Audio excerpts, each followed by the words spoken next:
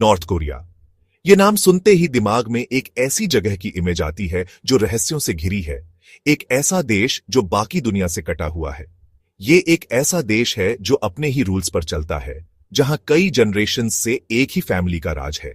हम वहां choreographed military parades देखते हैं, न्यूक्लियर एम्बिशन की कहानियां सुनते हैं और उनके लीडर किम जोंग उन की झलक देखते हैं।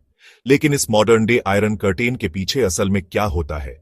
प्योंगयांग की ऊंची ऊंची कंक्रीट बिल्डिंग्स में कौन से सीक्रेट्स छुपे हैं? दुनिया को सिर्फ वही इंफॉर्मेशन मिलती है जो दिखावे के लिए तैयार की गई है, एक परफॉर्मेंस जो स्ट्रेंथ और यूनिटी दिखाने के लिए डिजाइन की गई है। सोचो, एक बहुत बड़ा पिरामिड इजिप्ट के रेगिस्तान में पुराने पत्थरों का नहीं, बल्कि मॉडर्न ग्लास और कंक्रीट का, जो एक सीक्रेटिव शहर के ऊपर आसमान को चीर रहा है। यह है प्योंगयांग का रयग्योंग होटल। दशकों तक यह एक खाली बड़ा ढांचा था, एक अधूरा सपना और एक नेशनल एम्बेरसमेंट। इसका कंस्ट्रक्शन 1987 में शुरू हुआ था, लेकिन इकोनॉमिक क्राइसिस की वजह से यह रुक गया और यह दुनिया की सबसे ऊंची खाली बिल्डिंग बन गई, राजधानी को डराने वाला एक भूत। दुनिया ने इसका मजाक उड़ाया, इसे होटल ऑन डूम कहा। पर क्या हो अगर इसका पर्पस कभी टूरिस्ट्स के लिए था ही नहीं? क्या हो अगर यह शांत इंपोजिंग स्ट्रक्चर इंटरनेशनल गेस्ट्स का कॉकटेल और आरामदायक बेड्स के साथ वेलकम करने से कहीं ज्यादा भयावह रोल के लिए बना था? सोचो, आपको नॉर्थ कोरिया बुलाया गया है, शायद एक विदेशी जर्नलिस्ट, एक डिप्लोमैट या एक बिजनेसमैन के तौर पर, जिसे स्टेट सैंक्शनड विजिट के लिए काफी इंपॉर्टेंट समझा गया। आपको लेजेंडरी रयग्योंग होटल के एक सेक्शन में ले जाया जाता है, एक ऐसा हिस्सा जो बिल्कुल नया, मॉडर्न और हैरान करने वाला वेलकमिंग है। स्टाफ झुकता है, स्माइल दी जाती है और एमेनिटीज लगभग नॉर्मल लगती है, लेकिन एक परेशान करने वाली फीलिंग अंदर ही अंदर घर कर जाती है। शांति इतनी परफेक्ट है, हॉलवे इतने खाली हैं, आपको बताया जाता है कि आप किन फ्लोर्स पर जा सकते हैं और इससे भी इंपॉर्टेंट, किन पर नहीं जा सकते। आपके मूवमेंट्स को लगातार गाइड्स मॉनिटर करते हैं, जो कभी भी आपसे कुछ फीट से ज्यादा दूर नहीं होते। उनकी फ्रेंडली बिहेवियर उनके असली रोल, स्टेट माइंडर्स, के लिए एक पतली सी पर्दा है। इस कथित फैसिलिटी के अंदर की सिक्योरिटी एक नॉर्मल होटल में किसी भी चीज से अलग है। यह एब्सोल्यूट और सफोकेटिंग है। रयग्योंग होटल के अंदर कथित तौर पर इस्तेमाल की जाने वाली यातना के तरीके सिर्फ शारीरिक दर्द पहुंचाने के बारे में नहीं है, वे एक इंसान को व्यवस्थित रूप से तोड़ने के बारे में हैं।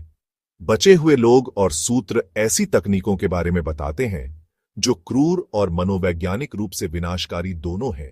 सबसे डरावनी में से एक है संवेदी अभाव और अति उत्तेजना का उपयोग। एक कैदी को दिनों तक पूरी तरह से अंधेरे, साउंड प्रूफ कमरे में रखा जा सकता है, जिससे समय और वास्तविकता की भावना पूरी तरह से खत्म हो जाती है।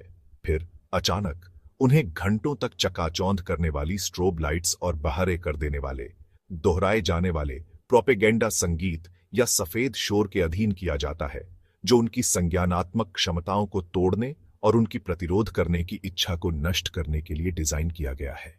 पीड़ितों की गवाहियां जो गुप्त नेटवर्क के माध्यम से बाहर तस्करी की गई हैं। रयग्योंग टॉर्चर होटल जैसी जगह को समझने के लिए सबसे पहले नॉर्थ कोरियन रेजीम और उसके supreme leader Kim Jong Un के दिमाग को समझना होगा।